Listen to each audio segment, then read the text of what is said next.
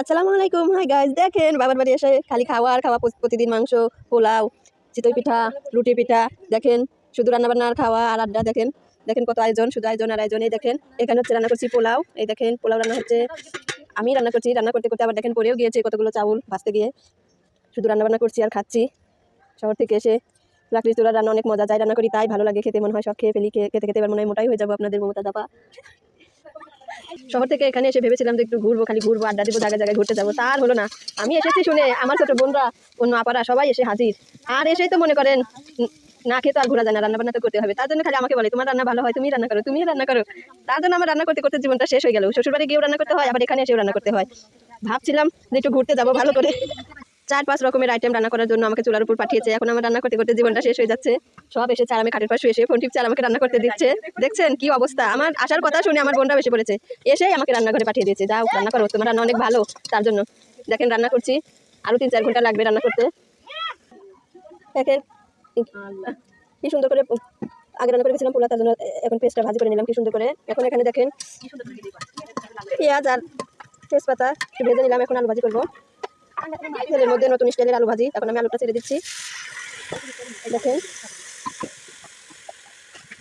এখানে কোনো প্রকার পানি অ্যাড করা যাবে না, আস্তে আস্তে নেড়ে নেড়ে ভাজতে হবে।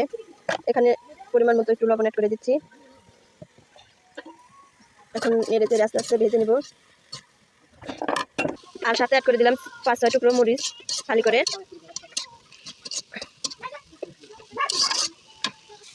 দেখেন আস্তে আস্তে এরকম করে নেড়ে চেড়ে নিতে হবে, নাহলে নিচে লেগে যাবে। তার জন্য এই রান্নার চ্যানেল খুলে এখন আমি যেখানে যাই সেখানেই আমাকে রান্না করে পাঠিয়ে দেয় রান্না করার জন্য।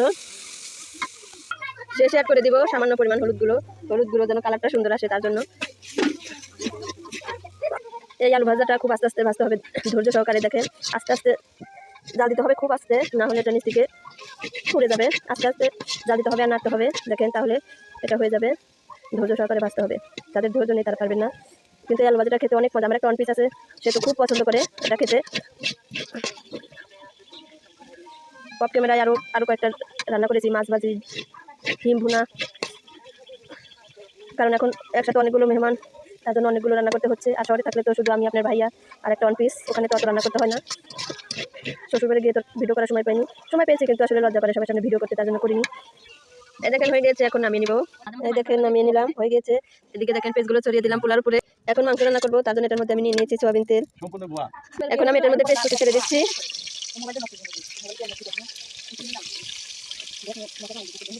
এখন আমি এটার মধ্যে মশলা আর এগুলো দিয়ে তেজপাতাগুলো দিয়ে দিব, একটু ভেজে নিব পেস্টটা লাল লাল করে। আমি আগে থেকে মাংসগুলো সব মশলা দিয়ে মাখিয়ে রেখেছি, আদা বাটা, রসুন বাটা, জিরা বাটা, রসুন বাটা, সবকিছু, হলুদ গুঁড়ো, মরিচ গুঁড়ো, সবকিছু লবণ দিয়ে মাখিয়ে রেখেছিলাম। এখন এগুলো তেলের মধ্যে ছেড়ে দেবো। এখন আমি সবগুলো ঢেলে দিচ্ছি। দেখেন এখানে কোনো প্রকার পানি অ্যাড করবো না। দেখেন ভালো করে কষিয়ে নিব এখানে সুন্দর করে, একটু পরপর নেড়ে চেড়ে নিব যেন নিচে লেগে না যায়, তার জন্য। এই দেখেন কষানো হয়ে গেছে খুব সুন্দরভাবে। এখন আমি পানি অ্যাড করে দিব, দেখতে পাচ্ছেন পানি অ্যাড করছি।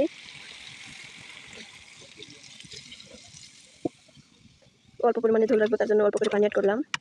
এখন আমি অল্প কিছুক্ষণ জাল করবো, তাই হয়ে যাবে। তারপর আবার ফিরে আসছি।